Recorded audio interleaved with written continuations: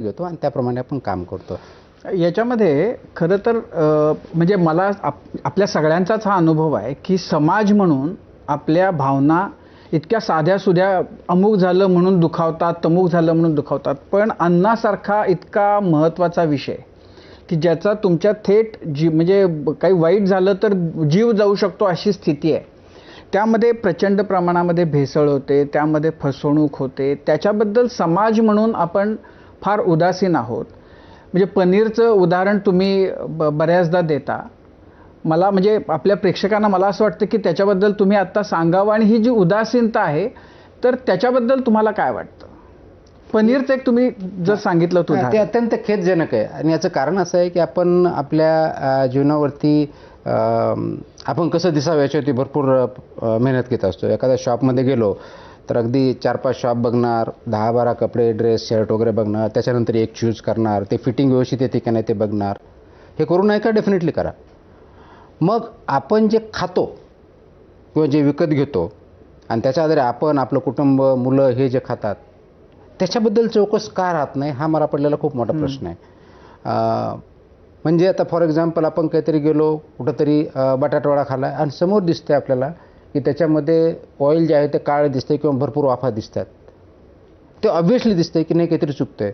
आपल्याकडं न्यूजपेपरमध्ये वडा देतो. आता त्याच्यामधलं प्रिंट आहे, त्याच्यामधलं लीड असतं, बऱ्याच जणांना माहीत नाही. I can understand.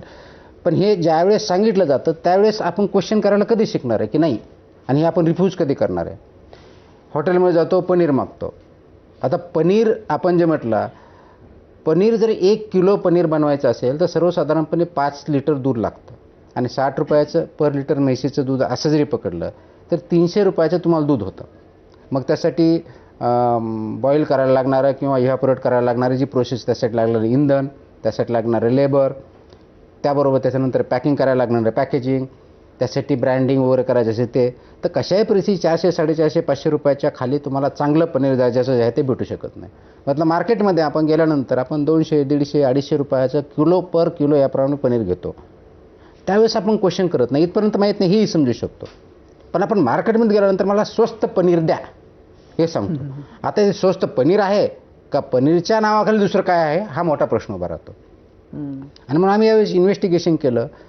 गेल्या 1 वर्षभरामध्ये जेवढे आम्ही त्याच्यामधले बरेच सॅम्पल घेतले होते FDA मार्फत, तर 35% सॅम्पल्समध्ये त्याच्यातल्या हे अनसेफ किंवा सबस्टँडर्ड आले होते. आणि त्याच्यामध्ये वापरलं काय जात होतं तर मोस्टली आपलं पाम ऑइल किंवा इंडस्ट्रीयल ऑइल असे प्रकारसुद्धा वापरले जात होते, ज्याच्यामध्ये फॅट आहे.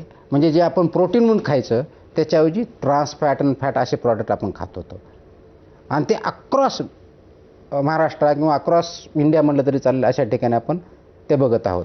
त्याला छानसं आपण नाव जे दिलं होतं ते अनालॉग पनीर वगैरे वगैरे आपण जे म्हणतो. आता अनालॉग इज अ सबस्टिट्यूट. पण एखादी गोष्ट पनीर, तर पनीरची बेसिक डेफिनेशनची की product which is made up from milk, पण analog paneer is made up non milk. म्हणजे त्याचं डेफिनेशन जरी आपण एवढं गुगल करतो, गुगलवर गेलं तरी आपल्याला त्याच्यामध्ये उत्तर भेटेल. तर ही जी अनास्था आहे आपल्या खाण्याबद्दलची, पिण्याबद्दलची, ती खूप अत्यंत मग त्याला आपण अशिक्षित म्हणायचं का, निग्लिजन्स म्हणायचं का, फक्त आपण ब्रँडवरती जातो असं म्हणायचं. आणि म्हणून मी अनेक वेळेस सांगतो की याच्यामध्ये अवेअरनेस होणं खूप गरजेचं आहे. सेन्सिटायझेशन नागरिकांमध्ये होणं गरजेचं आहे. तर काय आपण जे विकत घेतो त्याच्यामध्ये आपण फक्त 2 गोष्टी जनरली बघतो. एक एक्सपायरी डेट काय आणि दुसरी किंमत काय. पण त्याचे इन्ग्रेडियंट कधी वाचत नाही. मग त्याच्यामध्ये कॉन्स्टिट्युएंट्स काय आहेत, कॅलरी किती आहेत. म्हणजे असे बरेच प्रॉडक्ट आहे शुगर फ्री आणि खाली लिहिले त्याच्यात गूळ आहे. म्हणजे असे आपल्याला दिसतात. म्हणजे ॲक्च्युली मिसलिडिंग आहे. त्याची कंप्लेंट केली, कारवाई पण होते, आम्हाला दिसतं, आम्ही करतो. पण आपण एखादा डायबिटिक पेशंट आहे, शुगर फ्री म्हणायचं आणि शुगर फ्रीच्या खाली बघतो तर काहीतरी त्याच्यामध्ये दुसऱ्या नावाने पण शुगर आहे. तर हे कंपनी तर चुकीचंच करते, त्यांच्यावरती कारवाई झालीच पाहिजे. ते आमचं काम आहे, ते मी केलंही पाहिजे. पण ॲज अ सिटिझन म्हणून मी ज्यावेळेस सेवन करतो, ॲज अ माणूस म्हणून, तर माझ्यावरती त्याचा जर ॲडव्हर्स इम्पॅक्ट होणार असेल तर ते मी का विचारू नये, त्याच्याबद्दल चौकस का राहू नये, हा खूप मोठा प्रश्न आहे.